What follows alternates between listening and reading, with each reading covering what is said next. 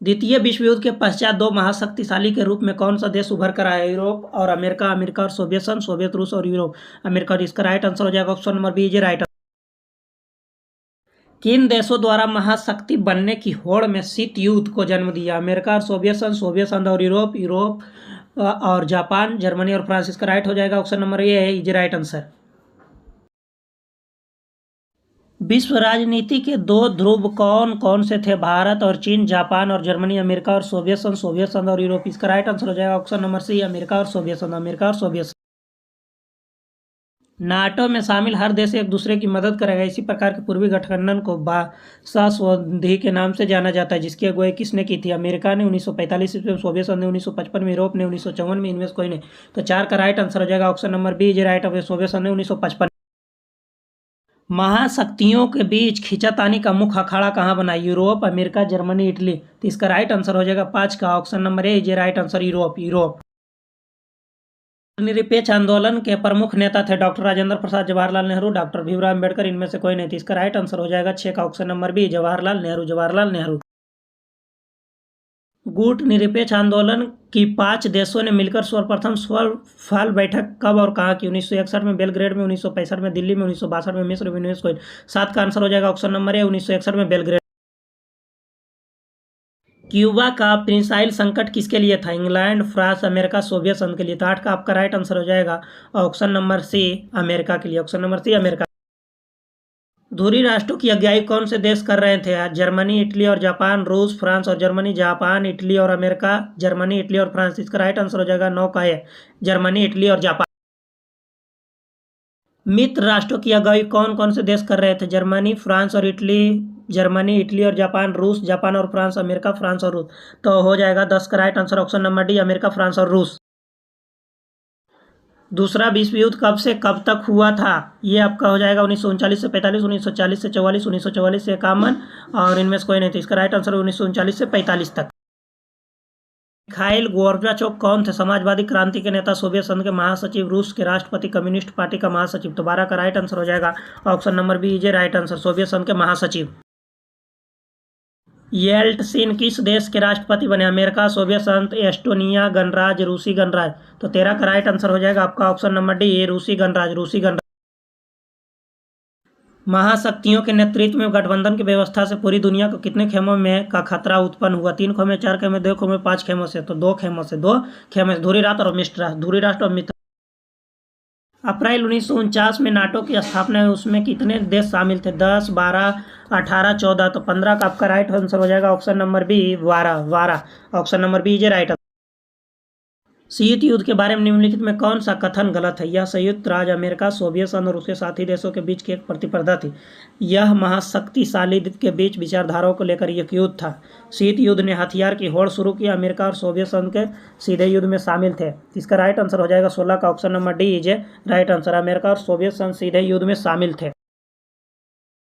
निम्न में से कौन सा कथन गुट निरपेक्ष आंदोलन के उद्देश्यों पर प्रकाश नहीं डालता? उपनिवेशवाद के मुक्त हुए देशों को स्वतंत्र नीति अपनाने में समर्थ बनाना, किसी भी सैन्य संगठन के शामिल होने से इनकार करना, वैश्विक मामलों की तटबंध नीति अपनाना, वैश्विक आर्थिक समानता समाधि पर केंद्रित करना। 17 का आंसर हो जाएगा right answer option number C, विश्व मामलों से नीति। प्रथम विश्व युद्ध कब से कब तक हुआ? 1914 से 1921, 1919 से 1925, 1914 से 1918, 1800 ईस्वी से 1810। तो इसका राइट आंसर हो जाएगा ऑप्शन नंबर सी, 1914 से 18। इसमें 37 देश भाग लिया, 37 देश भाग ने जापान के हिरोशिमा पर नागासाकी पर कब बम गिराया? 1944, 45, 1940, 1942। इसका राइट आंसर जाएगा 19 का ऑप्शन नंबर बी, 1945 में, जो कि एटम बम। युद्ध के दौरान जर्मनी का एकीकरण किस वर्ष हुआ? 1989 में, 1990 में, 1990, 1991। तो इसका राइट आंसर हो जाएगा 20 का option number C, is right answer, October 1990 में।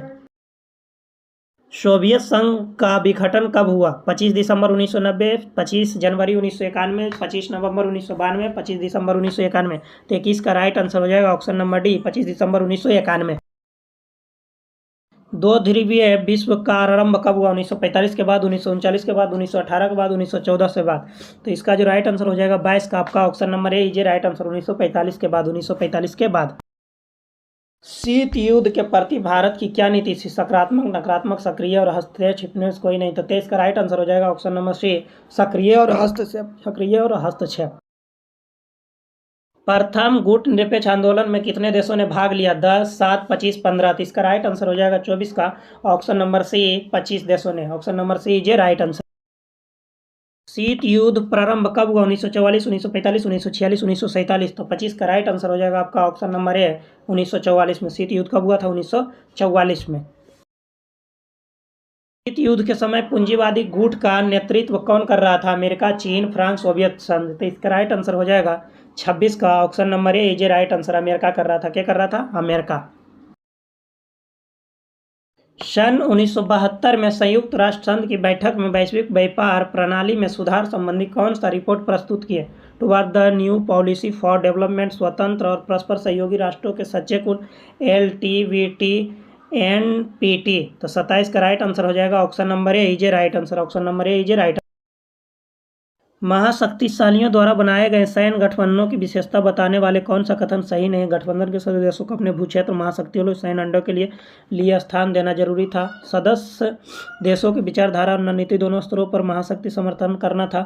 जब कोई राष्ट्र किसी एक देश का आक्रमण करता है तो सभी देशों का आक्रमण समझा जाता है। महाशक्तिशाली परमाणु हथियार विकसित करने में मदद करती। तो 28 का राइट आंसर हो जाएगा आपका option number D is a right answer.